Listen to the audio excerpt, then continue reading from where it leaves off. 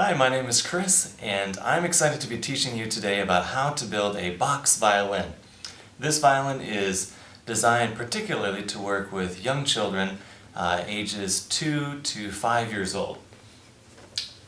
The box violin is very simple, very easy to make, and I'm going to be showing you how to make it this morning and showing you the basic position for how to use the box violin so that a young child can be prepared to use a real violin. Let's begin. So to start off with, you'll need some wrapping paper and a tissue box. A macaroni box or something of the sort will work. Just as if you were wrapping a gift, you can lay out paper on the floor, take scissors, cut. When you finish cutting, wrap the tissue box. Now it's important to put this side or the Kleenex side down so that the back is facing the tissue side. And you can take some tape and tape that together.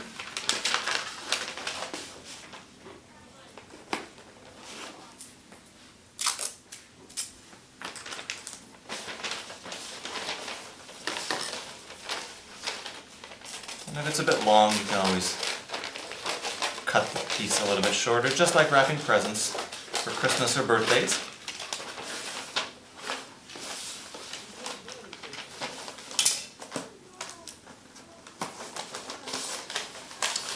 Sides.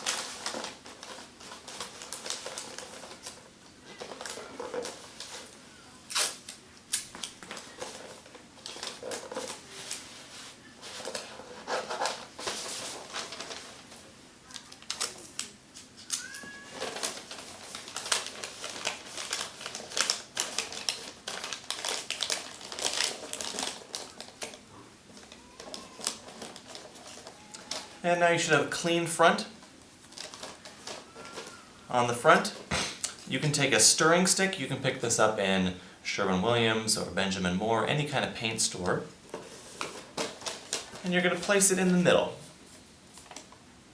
about halfway up, right in the center. And you're going to wrap with masking tape. I wouldn't recommend doing this with any other tape, as it will more easily break. Masking tape is pretty secure. Duct tape could certainly work, although it might be a bit overkill. Tape it a few times around. You should have it in a secure place. Now, to accompany the violin, we want to have a bow.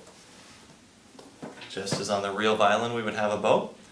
To begin, for young children, we can use something very simple. We can use a coat hanger. So any kind of plastic coat hanger will work. And you can just cut the bottom off of the coat hanger and have this little piece. When we're playing the box violin, we're going to be concerned with two parts of the violin: the body and the neck. Mostly the children are going to work from the body, is where we're going to hold the violin. And there's two main positions that we're going to work on practicing holding. The first is to hold our violin in rest position. Rest position is going to be under our right arm. If we raise it in the air, we put the violin under our armpit and lower our arm around it. We can have the children practice putting the violin on the ground, raising it with both hands, placing it under the arm, and closing it. The other position is playing position. In playing position, we take our left hand, we grasp it around the body, like so. We put it on our left shoulder, and then we rest our chin on the shoulder. Now you can have the child practice holding the violin with their hand, and once they become comfortable with that, you can also have them drop their hand to the side and hold it with their shoulder and their chin. We always want to grab the violin from the body, not the neck, especially with the box violin since it is so fragile. If we hold it from the body, that'll allow us to make sure the violin is safe. With the bow, we're going to practice something we call bunny position, or our pre-bow position. To prepare for this, we're going to take our right hand, we're going to open it up, we're going to bend our thumb around, our 2 fingers over them, and we have our index finger and 4th finger as our bunny ears. You can have your child practice moving their bunny ears around. Once the bunny is ready, we can practice feeding our bunny by placing the bow inside between the thumb and the fingers, almost like we're feeding the bunny. If we're in playing position while holding our bow, we can practice a basic stroke. Down, up, down, up. The last thing that you want to add when introducing your young child to the violin is what we call a foot chart. Now my feet are much bigger than a child's, obviously, so I'm going to draw a diagram on this cardboard piece of paper here. So a cardboard piece that is large enough for a child to stand on should be enough.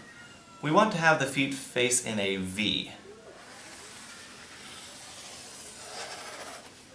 You can have a little bit of fun tracing your child's feet, but for the purpose of this video I'll just draw 2 ovals, and a child would put their 2 feet in these, and we leave this foot chart on the ground at all times when we play the violin. It's almost a magical landing pad on which the child can stand while they play their violin. So when we're introducing the violin, we put the foot chart down on the ground. We put our violin in playing position or in rest position. And we have our bunny position for holding the bow.